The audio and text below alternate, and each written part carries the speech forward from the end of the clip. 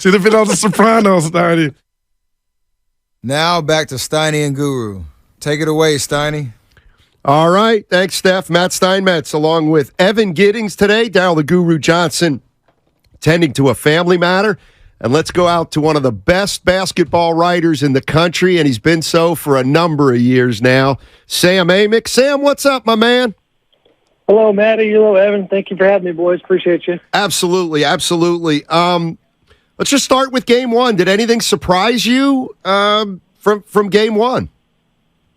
Probably the most obvious one is AD being that guy. You know what I mean? Like, I had watched the Grizzlies series from a distance, and what struck me is, like, all right, they survived, but they had that one clunker of a game right before the closeout game. And AD, if you look back on the offensive end, you know, he was scoring in the teens for 3 of the last 5 games in that matchup, and it felt like more of the same for this guy who was just like an elite kind of tantalizing talent who doesn't play consistently. So you see him go out in Game 1 and put together a line that I looked this up the other day. Tim Duncan's the only other dude who has ever dropped 30, 23, 5, and 4 in a playoff game. I mean, it's happened once in the history of basketball in the playoffs.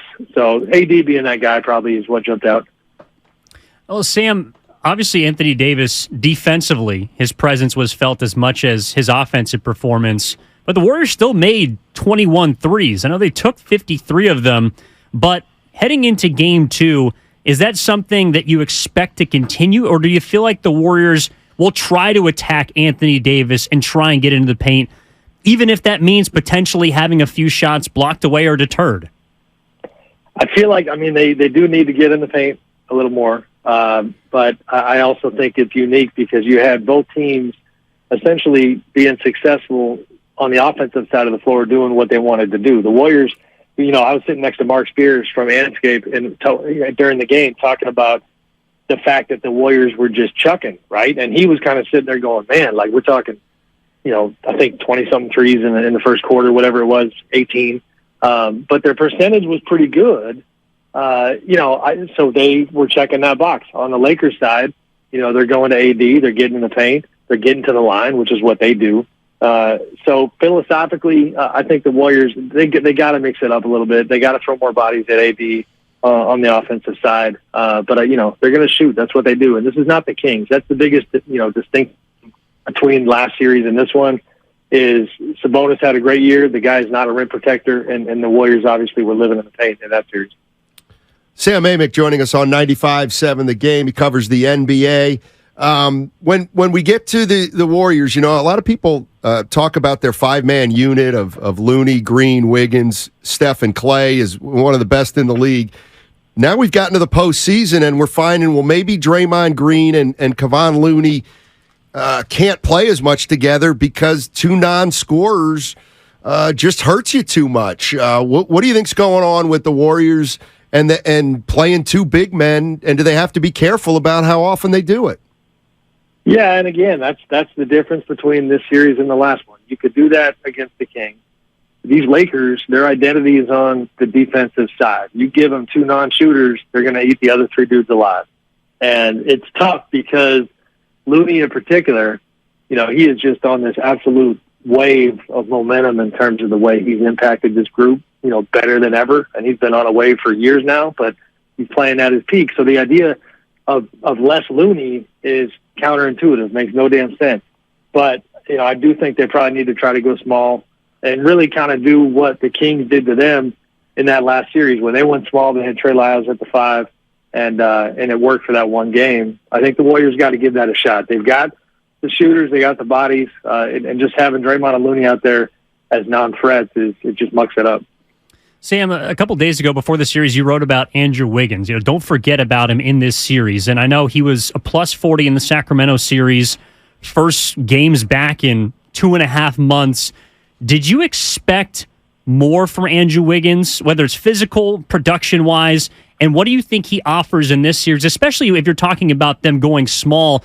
He's got to be big on the boards. He's got to be big, potentially guarding larger players. What do you want to see from Andrew Wiggins, whether it be tonight and for the rest of this series? Well, it's funny because one of the ways I framed kind conversation that Andrew and I had was the general idea that the headline says Steph versus LeBron, but it's more LeBron versus Wiggins than anything.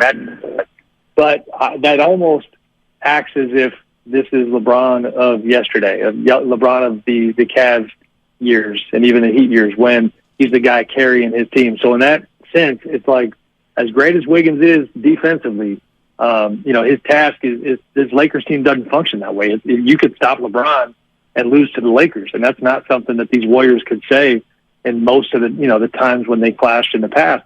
So you do wonder a little bit, as far as Wiggins goes, that the coaching staff has got to deploy him creatively enough to figure out where they're trying to kind of cut the Lakers off at the pass. On the defensive side, offensively, he got to be aggressive. He's a guy that, like we said in our conversation, he's only going to get better. His wind was getting better. He even talked specifically about the fact that in the playoffs last year, he was picking up full court for most of the postseason, and he hadn't done it yet in these playoffs. I don't remember him doing it in game one. So, he's trending in the right direction. And again, he's still a big X factor for sure.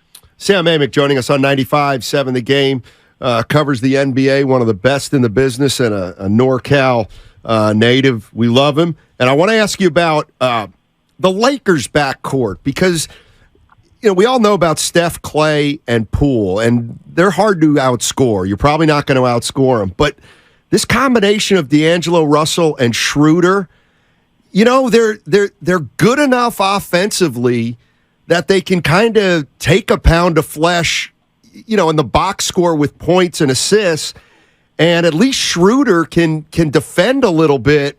Like, those two guards may not have won the matchup opening night or the game one, but man, if they can mitigate the difference and then have Anthony Davis and LeBron in the front court, I think that's trouble for the Warriors.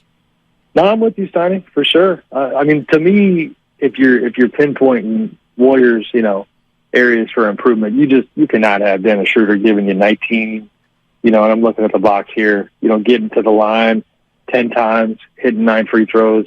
He even had a heck of a quote post game. Dennis did, where he essentially said, he's like, I don't think I've had a steal like the one he had on Steph since he was playing for Germany in the summertime. In terms of just his aggressiveness defensively. He does get after it, but he was on a different level in that game, and you tip your cap to him. But you gotta get the Dennis Schroeder effect down, and then D'Angelo Russell. He's a little bit like a mini AD when it comes to the Jekyll and Hyde component. Mm-hmm. He had a good game in game one, but defensively, put him in those pick and rolls all day long, wear him out, expose him. You got to attack D'Angelo Russell because that's why this Lakers team is good. They don't have a lot of weaknesses when it comes to the defensive side, but I think that's where the Warriors have opportunity is to go at those two guys and just you can't let game one happen again.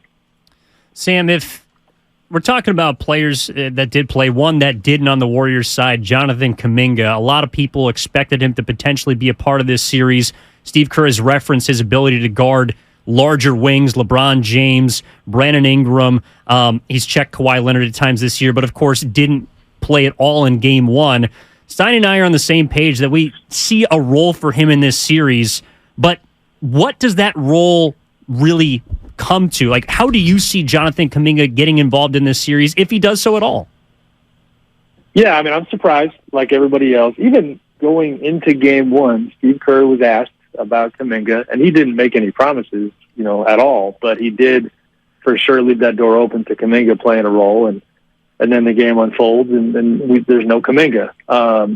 You thought that with the Lakers' talent on the wing, that a guy like Kuminga, who can at times lock down and play some pretty good defense, that's another body to give you different looks that you could throw at him. We didn't see that. You think maybe you try to get out and run a little bit. The Warriors did a nice job keeping up with the Kings' pace in the first series. Get Kuminga, get him some lobs, get him, above the rim. You just saw some of the possibilities. And I think from Jonathan and beyond, right now for me, guys, I feel like the young, I don't know if versus is not fair, but the young and old component of this Warriors team is getting a little bit more interesting by the day, which is to say that, like, you see a Kuminga expressing some of his frustration, talking to the Chronicle, C.J. Holmes, about his frustration in the media. Jordan Poole, some of the body language stuff that gets analyzed, like it's the Gruder film. Like the young crew seems to be, Steph Curry gave him that pregame 7 speech, basically checked everybody, said, don't get on the bus if you're in your feelings, and it worked for Game 7, but it sure feels like that's something they're going to, continue to have to monitor and manage. Yeah, that's a good point, Sam. Hey, real quick, before we let you go, do you think, just give me your opinion on this, with the every other game schedule, do you think it favors one team over the other? I think I do. I'm leaning towards the Warriors because, again, it's funny, at post-game 1, I know we got to go, but, I told Steph after the game, man, you're 35 years old, and De'Aaron Fox is struggling to keep up with you. He's a decade younger. So the Warriors, they've found a way to survive the schedule.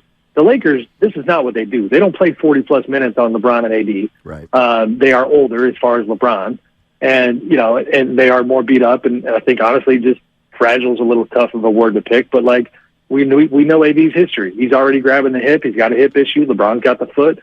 So, yeah, if I got to pick a side there, I think it's probably the Warriors' age. Sam, thank you so much. Enjoy the game tonight. And as always, really appreciate you coming on. You got it, boys. Be good. Thank you. Yes, sir. That's Sam Amick, the best in the business.